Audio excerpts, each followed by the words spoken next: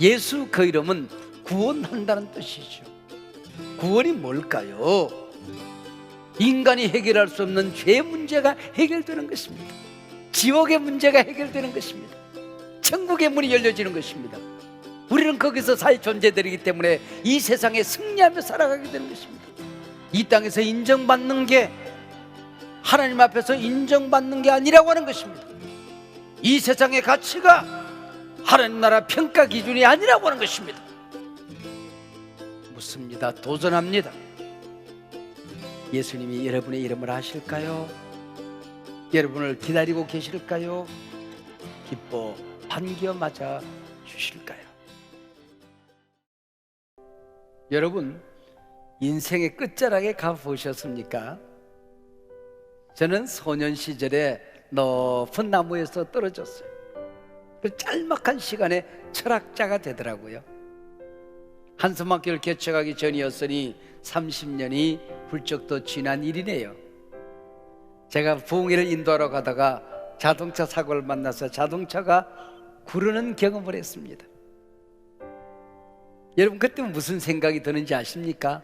인생이 복잡해지지가 않아요. 아주 단순해지더라고요.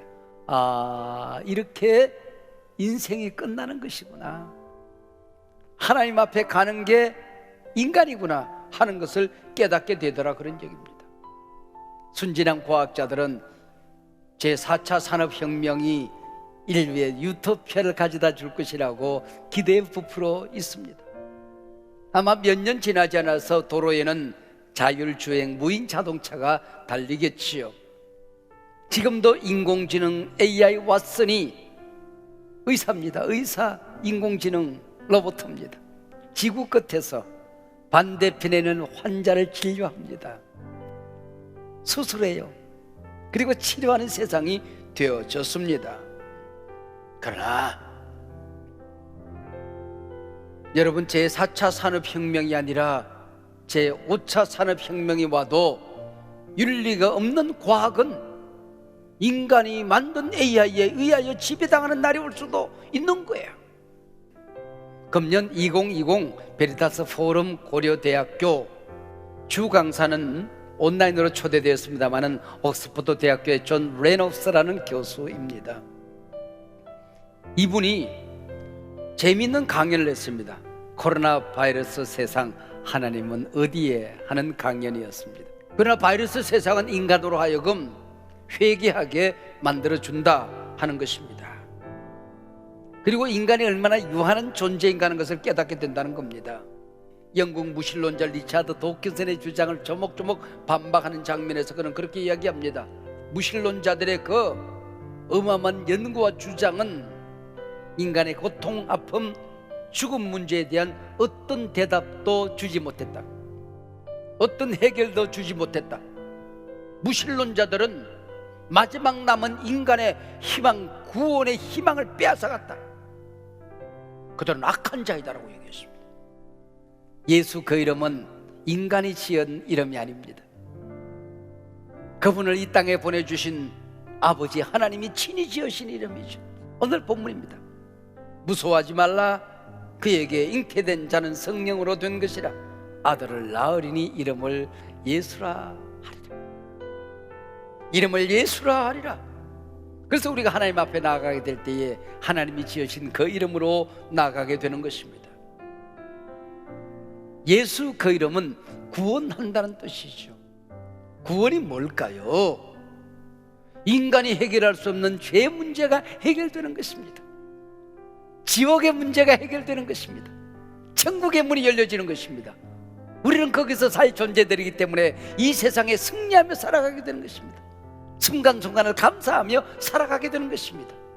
예수 그 이름으로 살아가는 능력이지요.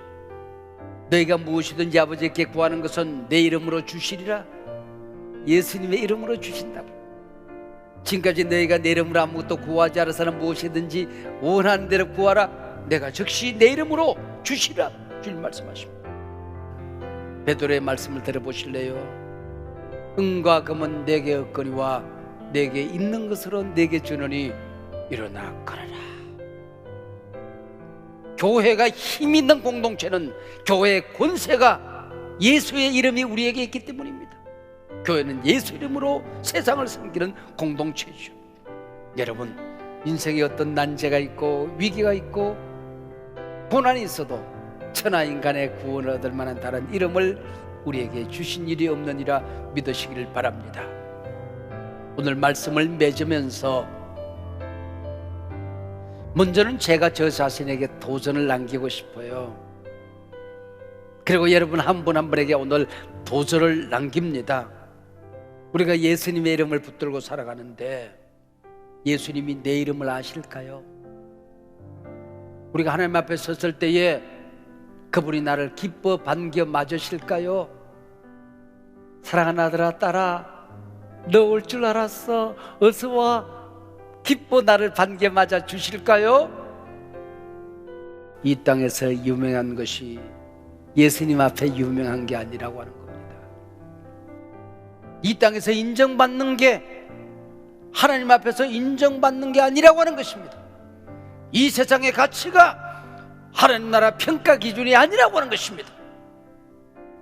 묻습니다. 도전합니다. 예수님이 여러분의 이름을 아실까요? 여러분을 기다리고 계실까요?